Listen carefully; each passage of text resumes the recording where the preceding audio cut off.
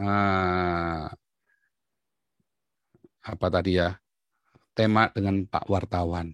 Ya, oke. Mas Andi, silakan Mas Andi. Dinyalakan mikrofonnya sama videonya. Yang lain saya mute ya langsung ya. Silakan Mas Andi. Tadi Ya, mana? Ya, terima saya kasih matikan Pak Paul. sebentar. Ini saya mute dulu. Berarti Mas Andi ikut ke mute ini. Oke, Sebentar, siap. saya mute dulu supaya tidak ada suara-suara gemericik air. Mas Andi. Oh, hilang. Mas Andi, kontributor. Ya, ya, Mas Andi, silakan. Sebelumnya terima kasih Pak Paul sudah diberikan waktu hari ini kita bisa ketemu secara virtual Mm-mm. dan ada beberapa poin yang ingin saya tanyakan ke Pak Paul. Mudah-mudahan sehat-sehat hari ini. Haleluya. Baik Pak Paul, terkait nih dengan situasi di tanah air ya di Indonesia, semua orang juga udah tahu. Terlebih Pak Paul juga sudah sangat paling mengetahui. Um, uh, yang pertama adalah tentang pada saat Pak Paul ini membuat konten di YouTube, apakah memang uh, secara sadar Pak Paul membuat konten tersebut, di mana ini memicu kontroversi di tanah air. Nah, menurut Pak Paul ini mungkin bisa memberikan penjelasan kepada Oh kita. iya, konten-konten di YouTube itu kan ada 500 video ya. Saya sebenarnya aktif bukan cuma sengaja membuat konten di YouTube, tapi juga di Facebook. Saya sengaja membuatnya Ya. gitu. Jadi memang saya dengan sengaja dengan suatu tujuan tentunya. Yaitu tujuannya adalah untuk mendidik tentang beragama. Bagaimana membedakan beragama dengan bertuhan. Itu tema-tema dari semua YouTube saya, tetapi dasar dari YouTube dan konten-konten Facebook dan YouTube saya adalah apologetik. Nah, kemudian tema itu menjadi bagaimana beragama dan bertuhan. Nah, kemudian saya arahkan lagi, ya kan? Saya pertajam lagi menjadi sebuah kritik sosial, kritik historis, kritik budaya, kritik sosial, kritik agama, gitu. Jadi memang disengaja, gitu.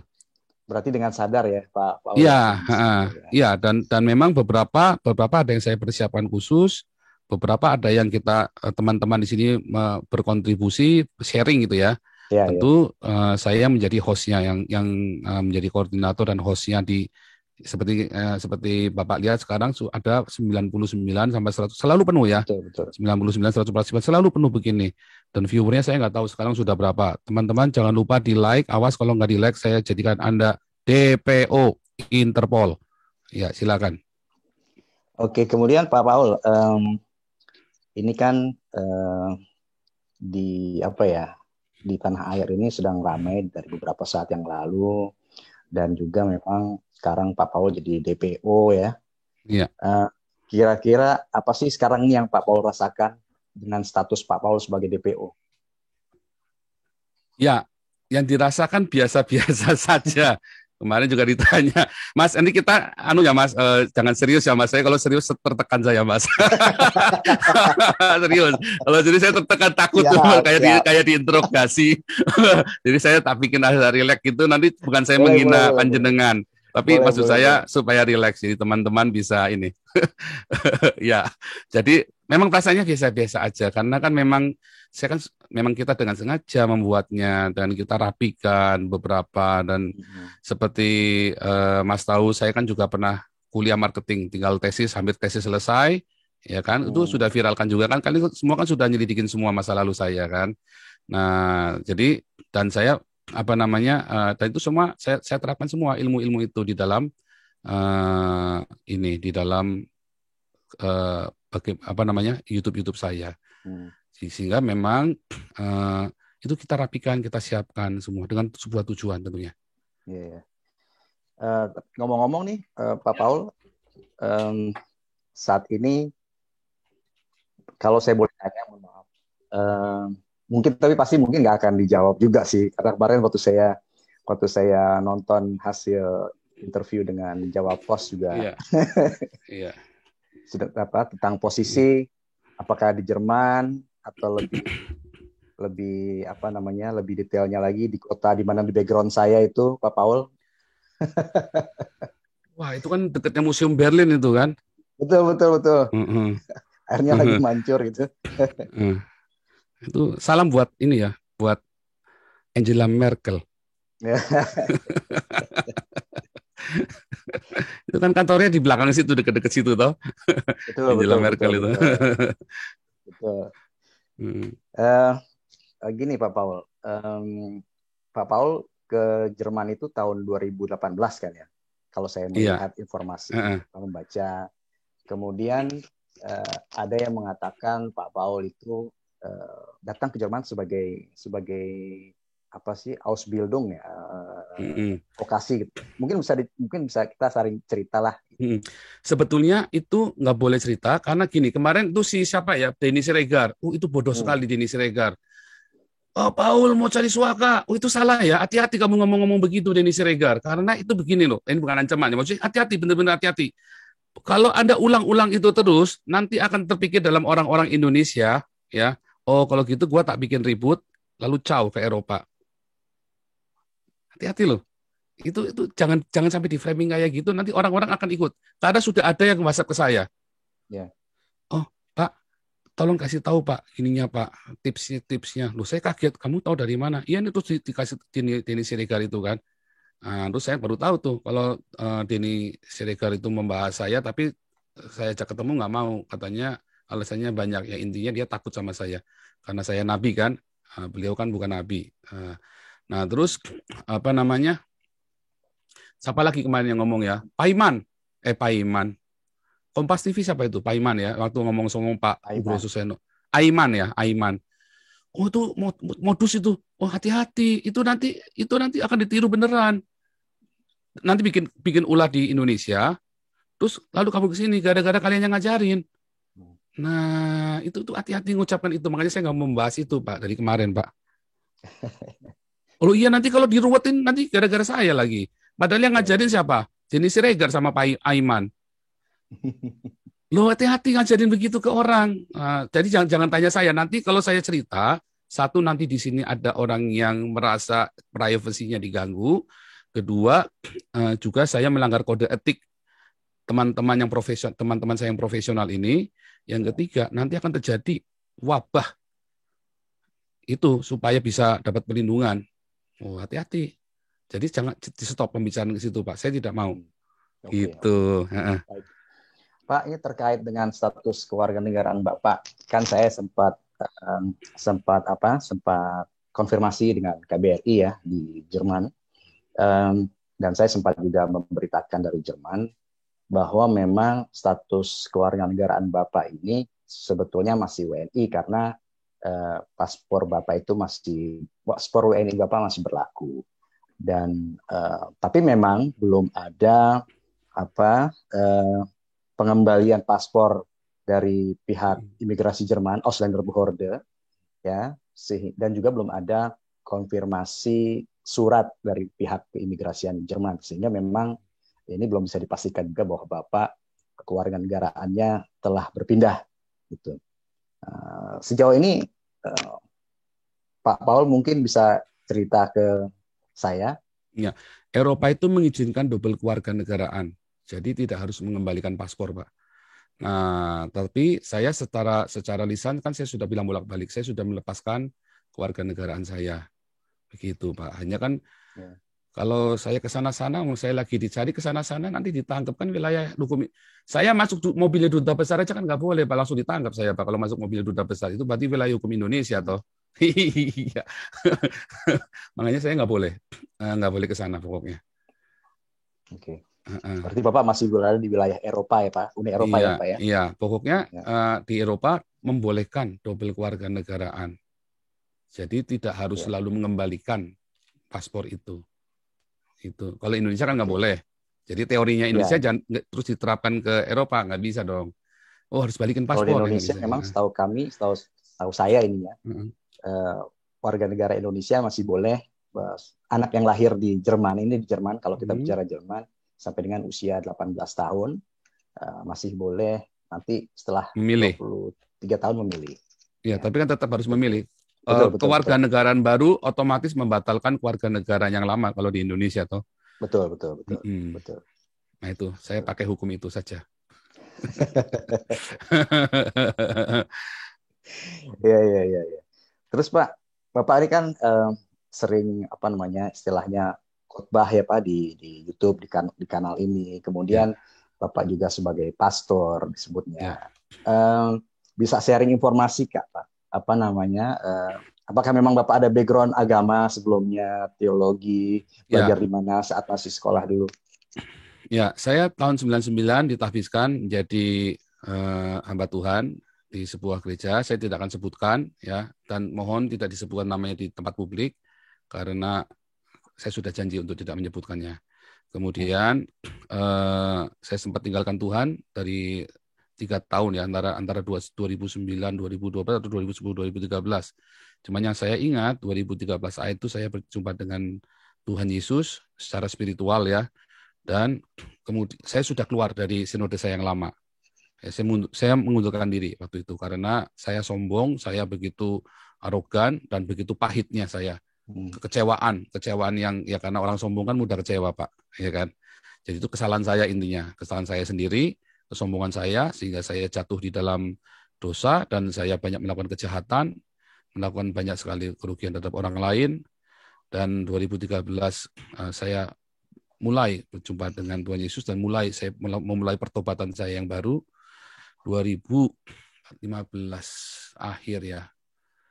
Pokoknya saya lupa, ya, saya bergabung dengan sinode saya yang baru. Itu saya lupa, ya, antara itu.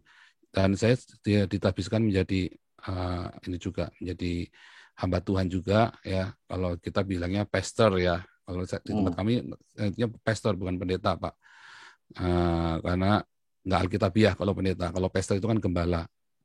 Nah, saya jadi sudah ada background. Teologi, saya sekolah teologi, sekarang saya sedang menyelesaikan doktoral saya. Teologi juga.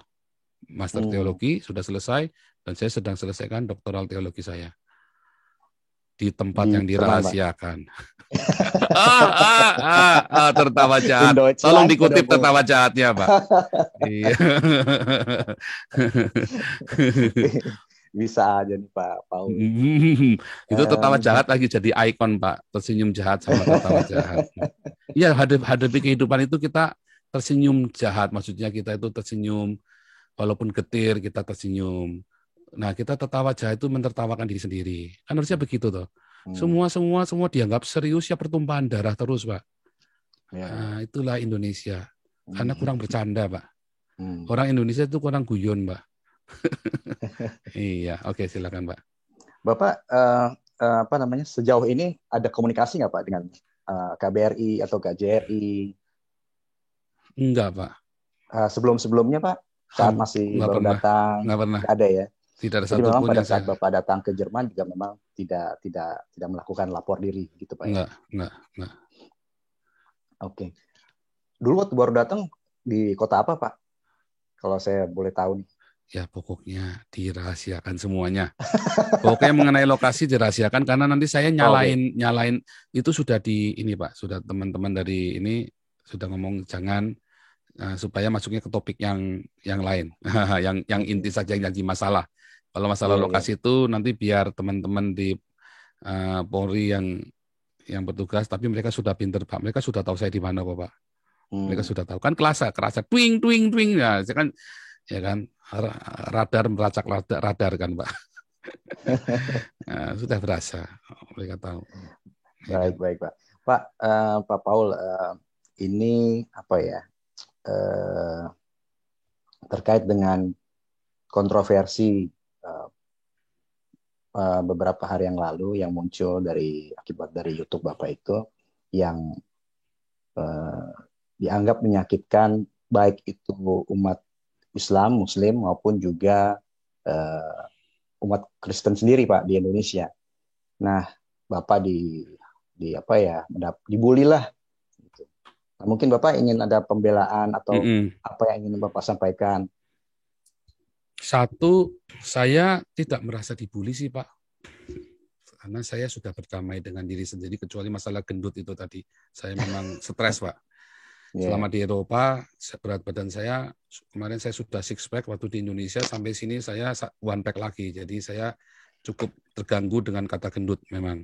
Makanya tadi saya kemarin sempat ngucap saking ininya kan, wah ini orang kok itu. Nah, tapi yang lain-lain saya sudah berdamai dengan diri sendiri sehingga saya tidak merasa dibully, biasa saja. Nah, kalau ada yang merasa disakiti, kalau orang Kristen merasa saya menyakiti mereka, saya sebagai hamba Tuhan, saya berkata kepada Anda, bertobatlah, berarti imanmu masih lemah. Tapi sama kepada orang-orang Muslim yang merasa saya sakiti, bertobatlah, berarti agamamu tinggi ilmunya, tetapi pemahamanmu tentang Tuhan masih cacat sekali. Gitu, Pak. Berarti memang pada dasarnya agama itu baik tuh Pak ya. Hanya ada oknum-oknum ya Pak kalau bisa dibilang. Agama itu tidak baik, Pak. Yang baik hanya Tuhan. Ya, ya. Agama itu yang buat manusia dengan semua ritual, aturan-aturannya. Akhirnya yang satu bilang begini, satu bilang begitu. Akhirnya apa? Yang satu merasa benar, yang lain benar. Benar ketemu benar. Lalu nggak mungkin dong harus ada yang salah. Nggak mau, nggak bisa. Pokoknya bukan, jangan saya. Kalau ada salah pun jangan saya, kamu. Yang lain bilang sama, Pak. Akhirnya gimana? Yuk kita kelahi aja yuk. Kan begitu kan. Tetapi kalau kita bertuhan, aku benar, kamu salah. Kita ini goblok semua. Kita ini salah semua. Yang benar cuma Tuhan. Ingat Kain dan Habil, kenapa bunuh-bunuhan? Karena ibadah loh, Pak. Iya, itu Pak. Jadi tidak ada agama yang baik cuma Tuhan. Agama itu menyandera Indonesia, sehingga Indonesia selalu miskin dan tertinggal. Pak, ini dengan status Bapak DPO ini oleh Polri, keluarga gimana Pak di Indonesia? Nggak tahu. Kan Bapak sempat nyebutin kan, sempat bilang nggak usah takut dengan polisi juga. Nah, nggak ada kekhawatiran itu Pak tentang keluarga di sana? Nggak ada polisi, Pak. Saya percaya polisi setelah zaman Tito, setelah zaman Jokowi ya, berarti ya. Beda banget. Saya kan ya anulah pokoknya beda banget. Saya kan juga ngamatin dari sini, Pak. Beda banget. Ya ada oknum yang brengsek selalu di mana, di sini juga ada Pak yang brengsek, Pak. Sama saja. Cuman maksudnya jauh beda dibanding dengan sebelumnya. Jadi kalau ada polisi datang itu dulu kita takut, sekarang ya nggak terlalu takut. Cuman kan setelah kita tahu ada kasus ini, saya ngerti. Tadinya saya berpikir ini mau nyandra keluarga saya atau gimana. Tapi tiba-tiba saya dapat wahyu, ting ting ting ting ting, wahyu gitu kan, ting ting ting ting ting. Oh enggak, justru mereka mau jaga keluarga kamu dari ormas-ormas yang kurang ajar ini, dari orang-orang beragama ini. Nah, jadi saya makanya saya bilang tenang, polisi datang itu cuman mau ngawasin kalian. Begitu ada gerakan, mereka akan langsung merapat ke tempat kalian. Gitu, tapi memang nggak ada komunikasi ya Pak dengan keluarga sama sekali ya Pak? Wah, saya udah tahun berapa itu Pak nggak komunikasi dengan keluarga saya Pak. Apalagi nggak ada. Aktivitas saya kan berbahaya Pak sejak 2016 terutama ya, mulai tensinya mulai naik kan. 2017 itu saya udah mulai putus kontak dengan banyak orang Pak. Udah saya satu-satu saya nggak kontakin lagi. Pokoknya kalau mau tahu saya lihat di Facebook, lihat di ini. Jadi ya sesekali ya pokoknya mereka bisa ngelihat lah aktivitas saya di Facebook sama di YouTube lah. Ya kalau terakhir ini kan di YouTube ya, terakhir dulu saya main YouTube ini baru Maret 2020. Aktif juga. Aktif di YouTube baru Maret 2020. Follower udah banyak tapi Pak ya? Ya kan dikembosin sama Menkominfo Pak. Wah itu saya ini lagi mau keluarin surat sakti nih supaya bisa nyala lagi YouTube saya ini Pak. Cukup mengganggu memang. Di blok ya Pak ya, kena blok. Kelihatannya Pak. Pokoknya saya nggak bisa nge-YouTube aja sekarang ini kondisinya. Oke. Iya, jadi saya lagi ini antara kekuatan dari kegelapan dengan kekuatan dari terang ini sedang enggak lah, bukan ya, maksudnya ini saya lagi serius, saya benar-benar lagi cukup pusing karena semua ada di sana, semua ini saya kan, dan yang paling diuntungkan adalah para alap-alap, mereka enak Pak, subscribernya naik semua Pak, begitu sebut nama Joseph Paul Zhang, Nabi ke-26, langsung yang viewernya biasanya cuma 800, langsung jadi 30.000, 100.000 Pak. Subscribernya naik terus Pak. Nah, saya digembosi sama Menkominfo Pak. Aduh, nggak kasihan Menkominfo ini, memang istega tenan. Pak, ini kalau setiap hari Bapak online kemudian live, istirahatnya kapan tuh Pak? Nggak ada gangguan kurang tidur kah atau apakah gitu Pak? Ya kalau malam, saya kan ada doa fajar jam 5 pagi Jakarta, berarti di sini kan jam 12 Hmm. malam. Ya bisik-bisik tuh, Pak. Doanya bisik-bisik. Maksudnya nggak keras-keras begini, nggak langsung wah, nggak begitu maksudnya. Kita, saya kan juga ada ngajar juga via Zoom, tapi nggak live ya, ada yang ngajar. Ada Oh, berapa kelas tuh? Saya ada 15 kelas. Sekarang ini mau nambah lagi 2 kelas Ibrani sama kelas evangelis yang baru ya. Jadi ada 17 kelas nanti kita nambah. Oh enggak, 16 ya, karena yang itu naik kelas kan, maksudnya pindah kelas kan.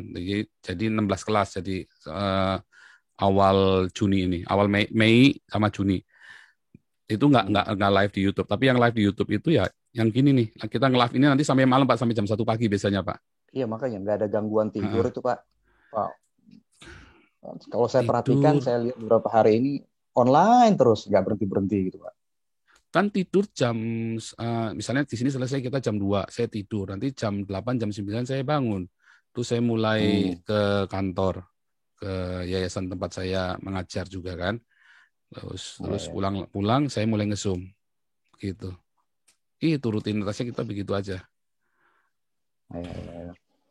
Eh, Terkait Bapak waktu ke Jerman saat itu Pak, kesan yang Bapak dapat dari Jerman itu apa Pak? Kalau Bapak bisa ceritakan. Kalau saya kan memang ya di ibu kota Mungkin ini seperti mungkin ini. bukan Jerman tapi seluruh Uni Eropa ya, Pak. Seluruh Uni Ya. Eropa itu kesan saya itu adalah apa? Di sini seperti paradise, Pak, seperti surga. Hmm. Saya belum mati aja udah berasa surga di sini, Pak. Poinnya di mana Pak? Ya di sini kita orang-orang kita ada kebebasan beragama. Ya, saya ngelihat tidak ada orang-orang minoritas yang dipersekusi atau dianggap minoritas. Orang-orang Ahmadiyah, orang-orang Syiah, masjidnya gede-gede. Orang Hmm. Reform, orang Saksi Yehova, baik-baik saja hubungannya. Ya kadang-kadang berdebat, ya kan. Tetapi setelah itu ya baik-baik saja semuanya ya. Nah, terus di sini saya melihat orang-orang diperlakukan dengan manusiawi sekali. Ya, bahkan saya ada beberapa teman saya itu yang hidupnya susah, yang bangkrut, yang ada yang Down syndrome, semua ya istilahnya diperlakukan dengan manusiawi. Gembel pun hampir nggak ada kecuali imigran ilegal atau Hmm. yang jangkis, yang pecandu yang lari dari rehabilitasi. Ya itu kan strategi jadi menggembelkan diri sendiri itu namanya kan. Hmm. Terus kalau bilang saya di sini tidak pernah takut, ya saya tidak takut dengan teman-teman dari Turki, dari Maroko, ya karena mereka secara umum ya ada yang gila ya ada Pak yang gila, tapi secara umum mereka tahu undang-undang di sini. Sehingga kita kalau misalnya kayak anak-anak saya kan temennya banyak orang ini orang Iran sama orang Irak kan anak-anak saya itu kan. Yang di gerejanya dia kan memang memang gereja campur-campur soalnya kan. Tetapi teman-teman Irak ini kan teman-temannya Muslim. Nah, ketika dia bergaul gitu, nggak berasa kayak apa begitu loh Pak. Artinya di sini memang benar-benar ada rasa persatuan, menghargai semua ya, saling menghargai itu di sini benar-benar ada ini Pak. Ketika lagi puasa segala, mereka sering main ke rumah Hmm. kami ya, ke rumah anak saya kan. Mereka Hmm. sering main gitu, terus kami kan makan babi. Ya, Ya. ya terus mereka juga ini Pak, kita bilang kamu Muslim, ya ya udah kita nggak makan babi, kita kasih makanan yang lain. Terus saya pernah pelayanan saya kan ke camp-camp itu kan, saya kan banyak, banyak baptis imigran-imigran dari Oh, Timur Tengah, ya ya, kan. ya. Ada saya dengan beberapa teman, kita udah baptis ratusan Pak orang-orang imigran Muslim ini Pak. Hmm. Saya masuk pernah suatu ketika saya main ke camp mereka, coba Bapak bayangin ya, orang ada satu dari keluarga dari RRC dari Cina komunis dan saya tahu dia Ya. bukan beragama Islam, bukan bukan Uighur ya, tapi dari dia ini dan itu sudah saya baptis, saya baptis juga. Terus dia satu camp dengan orang Irak, Pak. Ya. Orang Syria yang beragama Muslim. Maka mereka share lemari es, Pak. Yang satu makan babi, Hmm. yang satu enggak. Dan mereka Hmm. bisa rukun, Pak. Pertamanya, wah rese, Pak. Wah, tapi terus di sini tiba-tiba mereka, loh, tadi katanya ribut. Kemarin kan dulu saya pernah cerita, ini ribut terus. Tapi loh, sekarang mereka rukun, bisa baik-baik. Apa rahasianya? Ya nggak tahu. Tiba-tiba kita jadi baik saja sekarang berteman. Loh, hebat sekali saya bilang. Itulah persatu. Jadi, terus di sini kalau apa-apa kita bebas menyatakan pendapat. Kalau di Indonesia saya baru teriak dikit, ya kan teman-teman tuh semua dari apa orang-orang mayoritas begitu teriak-teriak nggak karu-karuan, ya kita cuman mingkem diem aja. Saya baru teriak dikit udah langsung biadab, ke barat, tangkap, bunuh, penjarakan. Wah, semua 190 negara pun sampai heboh Pak gara-gara saya. Padahal saya cuma ngomong apa sih kemarin ya kan? Ya kan? Tapi 190 negara heboh semua gara-gara saya. Kan lucu kan? Nah, sementara Yaya Waloni, Irena Handono, Moko Kintani, Christian, Stephen Indra, Bangun Samudra, ya kan? Ustadz Kaimana dan yang lain, Hani apa terus ya Mualaf Center itu ya, grupnya Mualaf Center. Wah, ngomongnya mas setengah mati gila-gilaan. Habib Rizik. Pemerintah tenang-tenang aja, anyam-anyam aja, gitu kan. Nah, terus di sini Pak, orang-orang saya ngelihat ada keadilan sosial yang begitu hebat Pak. Di sini pokoknya Pancasila banget Pak. Saya bilang kalau mau cari Pancasila datanglah ke Eropa. Karena di Indonesia sudah tidak ada Pancasila lagi. Gitu Pak ya. Iya. Pak, terkait dengan kalau apa namanya ini kan di Indonesia memang masih ada apa gap-gap ya, gap, ada minoritas, ada mayoritas, kemudian ada ya boleh dibilang masih ada sedikit orang-orang yang saya nggak tahu persis sedikit atau banyak yang masih nyebut ya Cina lah, mohon maaf ya Pak ya, kemudian ada juga orang menyebut Arab lah gitu kan. Sementara kan memang ini menurut pandangan saya, mungkin juga saya salah, bahwa kan di Indonesia memang kita beragam ya. Seharusnya memang jadi satu kesatuan yang beragam itu. Ya kan Pak? Nah, Bapak sebagai pastor, ya, mungkin punya pandangan yang tadi Bapak bilang, tidak ada Pancasila di Indonesia. Padahal justru dengan Pancasila itu bisa mempersatukan seluruh elemen bangsa Indonesia yang ada. Tapi kenyataannya menurut Bapak tidak seperti itu. Maksud Bapak, sekarang ini Indonesia ini sudah bersatu begitu? Indonesia bersatu, ya, tapi secara prakteknya, secara kenyataan, itu masih ada gontok-gontokan lah. Nah, gini. Jadi bukan masih ada, Pak. Indonesia itu juga bukan bersatu. Indonesia itu dipaksa jadi satu. Kalau bersatu kan dengan sukarela atau kata bersatu aktif ya kan. Tapi dipaksa untuk bersatu.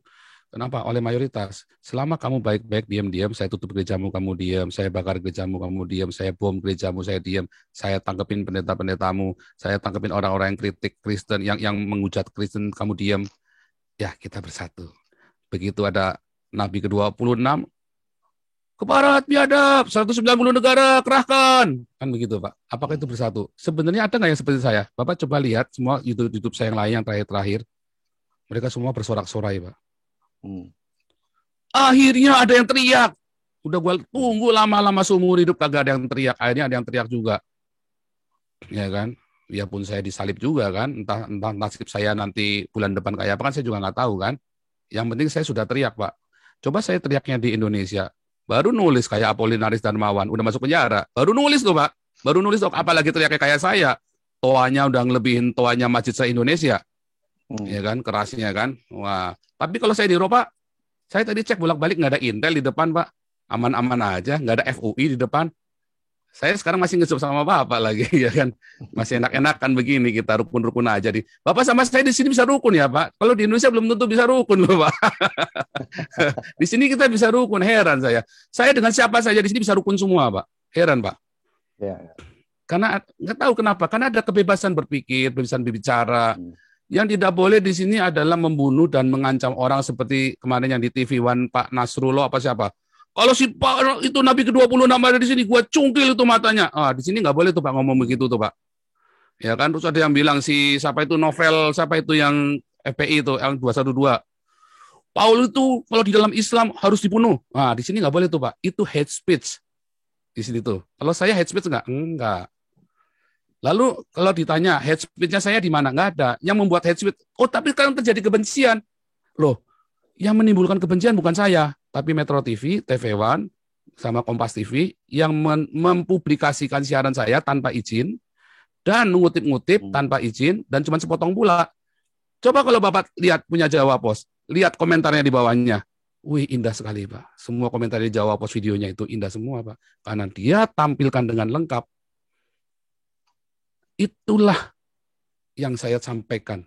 Kalau yang ditampilkan oleh Metro TV, Kompas TV, dan lain-lain, Metro TV, Kompas TV, Berita satu lagi Tribun, YouTube itu ya, YouTube-nya Tribun, itu hate speech, Pak.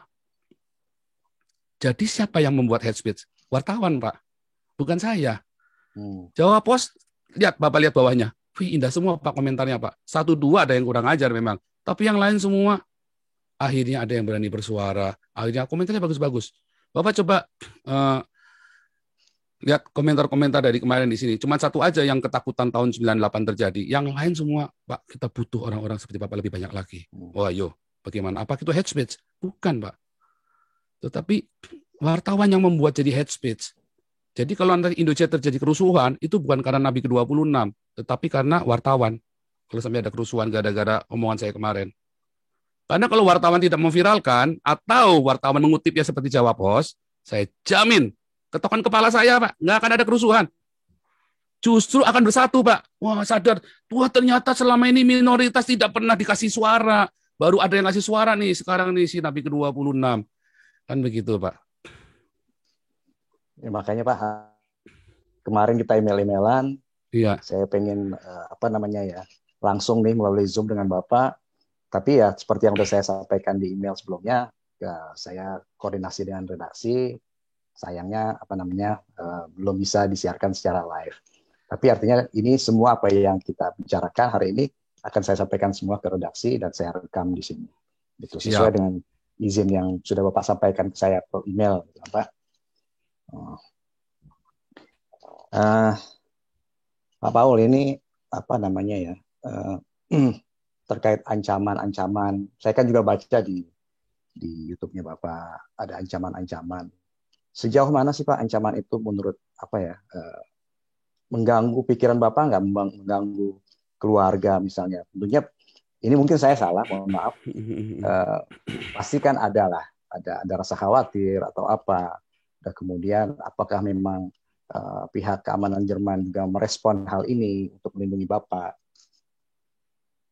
Kalau saya, apa yang saya bicarakan di sini, apa yang saya katakan dilindungi oleh Undang-Undang Uni Eropa, bahkan International Human Rights, Pak.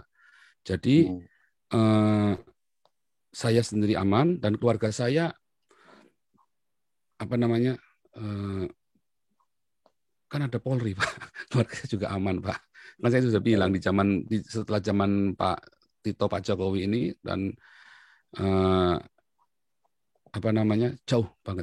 Oh ya, saya mau klarifikasi dulu Pak sebelum Bapak tanya nih. Saya mau klarifikasi ya Pak. Satu ya, itu siapa itu kemarin yang ngomong itu si MUI ya, si ketua MUI ya Anwar Abbas ya Pak Anwar Abbas itu. Dia ngomong bahwa si ini Joseph Paulusa mengatakan Kapolrinya Kristen sehingga tidak mungkin ditangkap. Itu fitnah Pak. Itu fitnah terhadap saya Pak. Karena saya tidak pernah ngomong seperti itu. Di video saya hari Minggu kemarin yang judulnya Siapakah Aku? Ya, judul hari Minggu kemarin. Minggu kemarin yang judulnya Siapakah Aku? Saya tidak pernah sekalipun ngomong seperti itu. Ya, yang saya bilang adalah wah, ini Kapolrinya soalnya Kristen.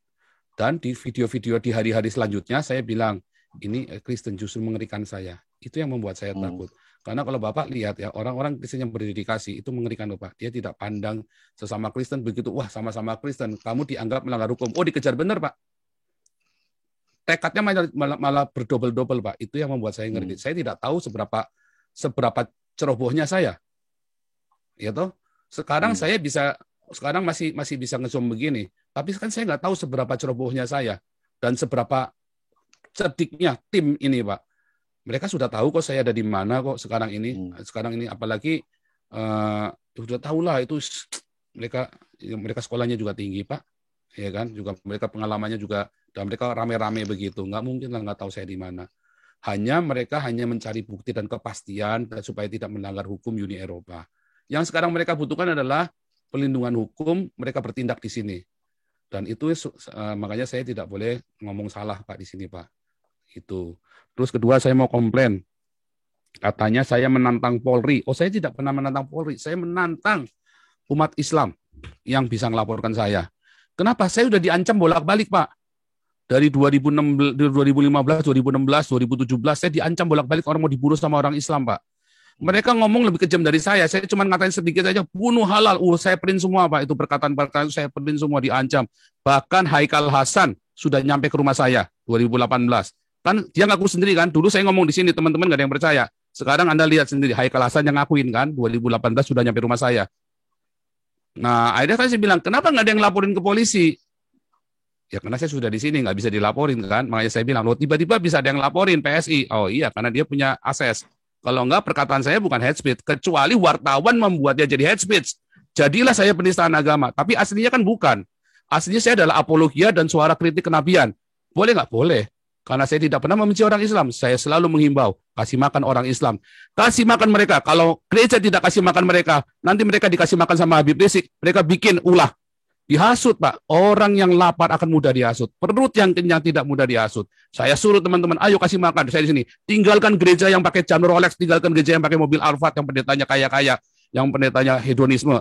Tinggalkan yang gereja-gereja yang tidak melakukan diakonia dan marturia. Pergilah ke gereja-gereja yang diakonia marturia dan bagikan makanan itu kepada semua orang tanpa bawa embel-embel atribut gereja. Setiap hari saya ngomong ini, tidak ada satupun yang dikutip sama wartawan, Pak. Cuman jawab apa saja. Yang lain nggak ada yang ngutip. Kan gila, Pak. Itulah hate speech, Pak. Dan kemudian terjadilah yang seperti ini. Ya itulah terjadi, Pak.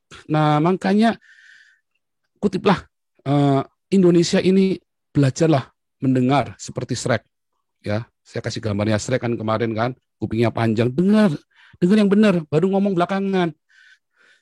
Orang beragama itu taunya dikit, ya, ngertinya apa, taunya dikit, tapi merasa lebih tahu dari Tuhan. Iya kan?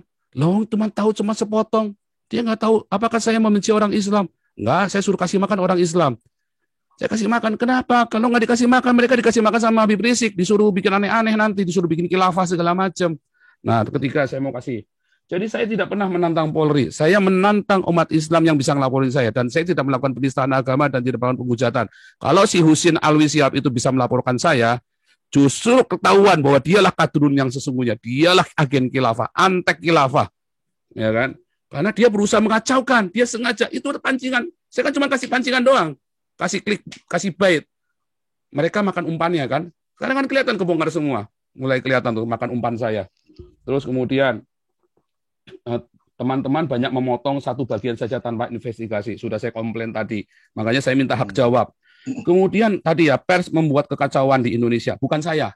Jadi yang melakukan kekacauan adalah pers, bukan saya. Kecuali Jawa Pos dan Detik, mereka berimbang sekali. Mereka benar-benar tanya ke saya dulu, terus mereka juga ngambil dari Jawa Pos. Tetapi yang lain-lain, mereka lah yang harus dituntut sebagai hate speech dan pembuat kekacauan karena mengutip hanya sebagian. Setelah seminggu baru ada baru nih TV One, baru hari ini TV One tadi ya, nanti baru tayang hari Senin jam 9 dengan TV One. Baru Bapak baru masuk. Itulah yang namanya hate speech, Pak. Bukan saya, Pak, tapi kalian semua yang hate speech. Kemudian tadi satu lagi,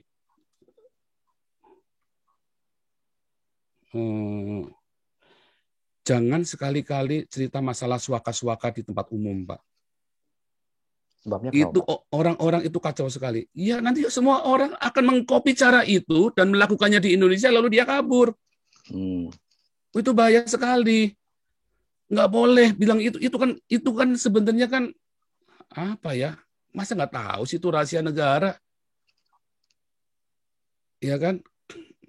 Itu saya kok rada kurang pas ya sama teman-teman itu ngomong seperti itu di muka publik begitu. Nah, itu hati-hati. Itu jadi bumerang buat kalian semua loh. Sudah mulai ada yang WhatsApp ke saya loh, itu masuk ke saya.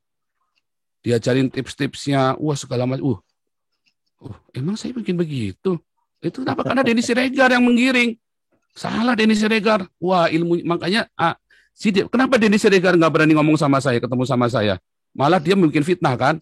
Akhirnya kan wartawan Denny Siregar, Eko Kuntadi kan membuat fitnah. Ade Armando membuat fitnah buat saya akhirnya kan.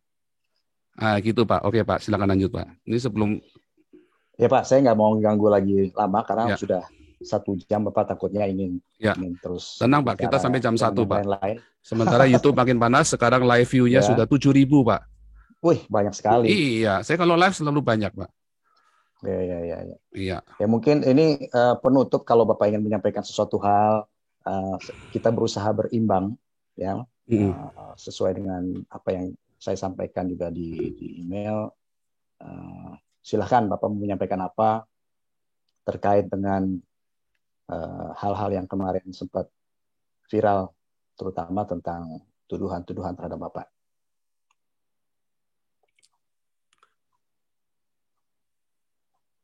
Hmm, jadi begini, eh, Indonesia harusnya belajar mendengar, bukan dari tempat-tempat hoax. Belajar kalau apa-apa itu tanya ke orangnya. Saya setiap hari nge-zoom di sini, ya belajar tanya. Ketika ada orang yang aneh, yang berbeda dengan Anda, jangan langsung dibilang penistaan atau dimusuhi. Bukankah Bhinneka Tunggal Ika itu artinya kita biasa dengan berbeda-beda tetapi bisa satu. Tetapi kalau ini kan namanya Anda memaksa kita untuk tidak berbeda supaya bisa bersatu. Tangkaplah pesan dari suara kenabian saya. Tangkaplah pesan ini, suara kenabian ini. Tangkap. Mengapa saya berbicara dengan keras? Kalau saya nggak bicara dengan keras, siapa yang mau dengar? Lagi pula, siapa yang membuat saya, yang memberi saya 1 juta toa sekarang? Kan wartawan. Kalian semua yang ngasih saya toa kan. Coba kalau kalian nggak ngapa-ngapain saya, ya udah nggak didengar juga toh. Tetapi akhirnya suara saya yang keras ini, walaupun saya harus mengorbankan diri saya sendiri. Ya, saya tadinya khawatir setengah mati, tapi setelah saya dapat wahyu, saya baru sadar ternyata Polri bermaksud baik. Ya, tadinya saya khawatir setengah mati, Pak. Khawatir setengah mati, saya yakin. Makanya saya tiap hari ngesum, Pak. Nah, ngesum pun saya serba salah juga. Tampil terus dikira nantang, nggak tampil dikira kabur. Tetapi saya butuh update kepada keluarga saya masih baik-baik saja. Nah, suara kenabian ini didengarkan, nah, teman-teman. Hari ini semua, ya cintailah Indonesia. Sekarang saya nggak bisa pulang ke Indonesia. Bahkan keluarga saya meninggal pun saya nggak bisa pulang. Itu harga yang harus saya bayar. Saya tidak mungkin masyarakat Indonesia banyak yang bisa mengampuni saya dan menerima setelah mengerti pesan ini. Mungkin pemerintah bisa mengampuni secara hukum, tetapi tetap ada orang-orang yang pendek akal dan yang beragama ilmunya tinggi, tapi pemahaman ketuhanannya rendah. Tetap ada, sehingga saya tidak bisa. Itu harganya saya yang harus saya bayar. Kalau Anda bilang saya pengkhianat, komunis, saya sudah katakan berkali-kali ya bahwa keluarga saya dulu anti dengan Partai Komunis Cina. Kami lari ke Indonesia dulu, nenek moyang saya karena lari dari Partai Komunis Cina. Ayah saya pun berseberangan dengan PKI. Justru PKI itu berasal dari Islam-Islam yang saleh, toh santri-santri yang saleh, bukan dari pendeta-pendeta Kristen. Jadi saya kira itulah Pak yang harus dimengerti Indonesia, belajar berbineka yang benar. Tolong Gus Yakut, ya kenapa saya kasih foto Anda telanjang? Karena Anda ternyata hanya retorika belaka. GKI Yasmin, Anda sudah hampir 6 bulan, GKI Yasmin masih mangkrak. Padahal konstitusional loh, izinnya sudah lengkap. Ya, KKPP Jombang malah ditutup. Ya kan? Persekusi terhadap gereja-gereja masih marak terjadi. NU katanya moderat, Banser katanya moderat, Gus Yakut katanya pemimpinnya Banser. Iya, pemimpin Banser moderatnya cuma kalau lagi Natal. Tetapi ketika gereja ditutup, HKBP Jombang ditutup, Jombang itu kan sarangnya NU. Mana tuh bansernya? Nggak ada tuh. Tetap aja ditutup. Gereja-gereja ditutup semua ya. Yang kemarin yang di Bekasi, yang di Tangerang, di mana-mana ditutup semua. Mana banser? Di Cilegon sampai hari ini belum ada gereja. Mana banser? Nggak ada. Apakah moderat? Hei pendeta-pendeta, janganlah kau mau ditipu, dihipnotis dengan ayat-ayat Alkitab yang dibacakan oleh Gus Yakut. Itu hanya cara dia untuk menghipnotis, tebar pesona sama kamu, dan kamu kesengsem langsung. Yang penting prakteknya mana? Nggak ada. Makanya saya kasih foto Gus Yakut telanjang, artinya saya telanjang ini, Menteri Agama. Dan saya menantang Gus Yakut ya untuk berdiskusi tentang agama. Saya tantang Ketua MUI Anwar Abbas untuk berdiskusi dengan saya tentang agama. Saya tantang itu si Pak Robikun berdiskusi dengan saya tentang agama. Jangan bilang saya lari tanggung jawab. Saya tidak pernah lari dari tanggung jawab. Saya yang berlaku di saya hari ini ada hukum Eropa. Sehingga saya tidak pernah lari. Saya tidak pernah lari. Ya, polisi tahu persis saya tidak pernah lari dari tanggung jawab. Yang saya buat di sini adalah untuk seluruh dunia, bukan cuma untuk negara Indonesia saja. Makanya saya selalu memberi salam apa? Shalom Indonesia, Shalom Om Swastiastu itu baru kemarin ya. Shalom Rahayu Indonesia, Eropa, yang ada di Amerika, di Afrika, semua yang berbahasa Indonesia. Emang cuma orang Indonesia doang yang bisa bahasa Indonesia? Tetapi kenapa yang bereaksi cuma yang ada di negara Indonesia? Karena ilmu agamanya tinggi, pemahaman Tuhannya cetek.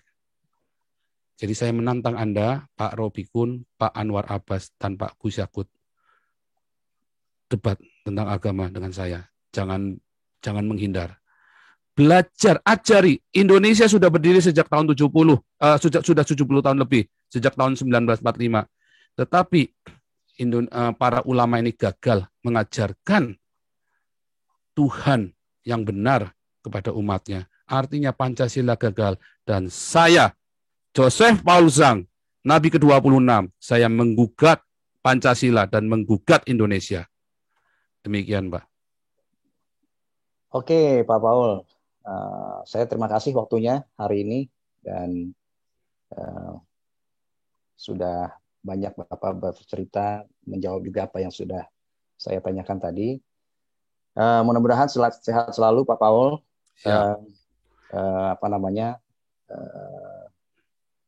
Keluarga juga sehat dan bisa tidur dengan pulas, Pak.